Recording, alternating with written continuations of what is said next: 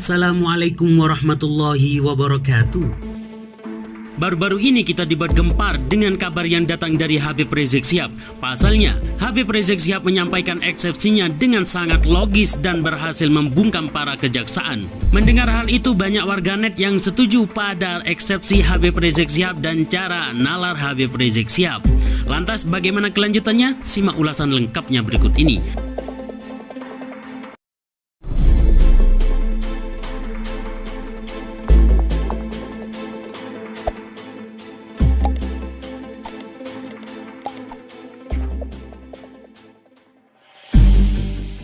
Habib Rizik Syihab menepis setelah melakukan hasutan berbuntut kerumunan di Petamburan, Jakarta Pusat. Habib Rizik Syihab berdalih dirinya mengundang masyarakat untuk memuliakan Nabi Muhammad SAW dalam acara maulid sekaligus acara pernikahan anaknya. Saya dan panitia maulid mengundang umat datang untuk memuliakan Nabi Muhammad SAW dan menjadikannya sebagai suri tauladan, bukan untuk menghasut umat melakukan kejahatan. Demikian tertulis dalam eksepsi yang diterima detik.com dari kuasa hukum Habib Rizik Syihab usai sidang pada Jumat 26 Maret 2021. Kuasa hukum Habib Rizik Syihab menyampaikan bahwa eksepsi itu dibaca langsung oleh Habib Rizik Syihab dalam persidangan. Namun, sidang pembacaan eksepsi ini tidak terpantau baik secara langsung di PN Jaktim maupun secara virtual di channel YouTube PN Jaktim. Habib Rizik pun menuding kepolisian dan kejaksaan telah melakukan mufakat jahat sebab menurutnya para pihak berwenang itu telah menyamakan undangan maulid Nabi Muhammad SAW dengan hasutan melakukan kejahatan. Waduh, sampai segitunya. Disinilah kepolisian dan kejaksaan telah melakukan mufakat jahat dalam menyamakan undangan maulid Nabi Muhammad SAW dengan hasutan melakukan kejahatan.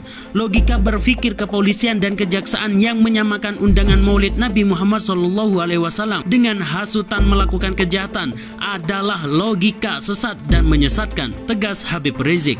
Dia mengaku khawatir bila ajakan maulid disebut sebagai hasutan kejahatan berkerumun, maka azan dan kebaktian juga disebut hasutan berkerumun. Waduh, parah kalau sampai itu terjadi.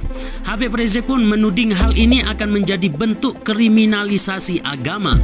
Jika undangan maulid difitnah oleh kepolisian dan kejaksaan sebagai hasutan kejahatan berkerumun, maka saya khawatir ke depan azan panggilan sholat ke masjid dan undangan kebaktian di gereja serta imbauan ibadah di pura dan kelenteng juga akan difitnah sebagai hasutan kejahatan berkerumun, sehingga ini akan menjadi kriminalisasi agama, tegas Habib Rizik. Demi Allah, saya bersumpah bahwasanya hanya manusia tidak beragama atau anti agama yang memfitnah undangan ibadah sebagai hasutan kejahatan.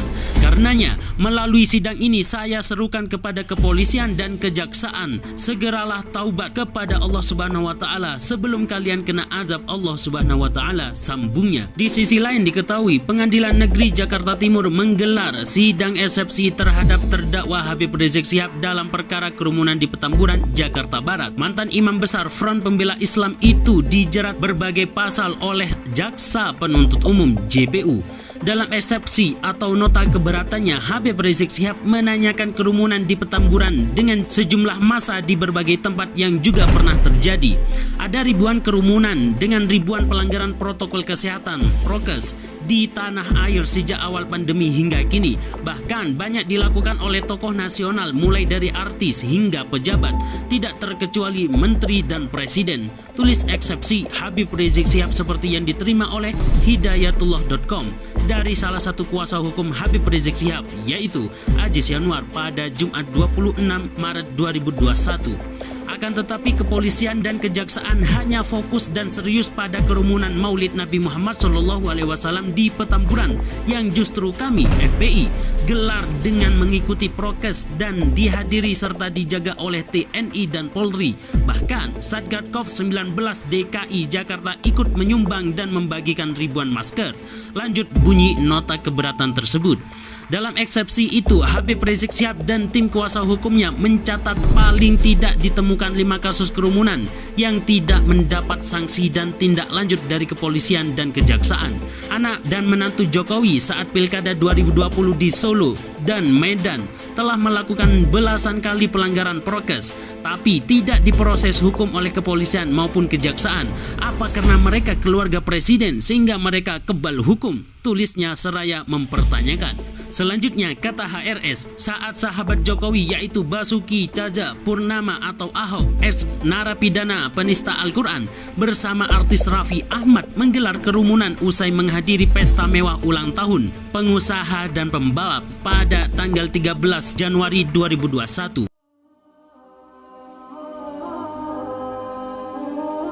Dari ulasan di atas kita bisa mendapatkan sebuah pelajaran bahwa pentingnya berpikir sebelum menyatakan sesuatu, sebab berpikir yang baik akan menentukan jalan yang baik. Jika tidak berpikir dengan matang dan baik, maka jalan tersebut juga akan seperti apa yang dipikirkan. Maka dari itu, jika kita ingin melakukan sesuatu, maka berpikirlah dengan matang dan baik, sehingga apa yang kita lakukan itu akan bernilai bagus dan tidak abal-abal. Jangan lupa untuk share video ini ke teman-teman kalian supaya mereka juga tahu apa yang kalian tahu.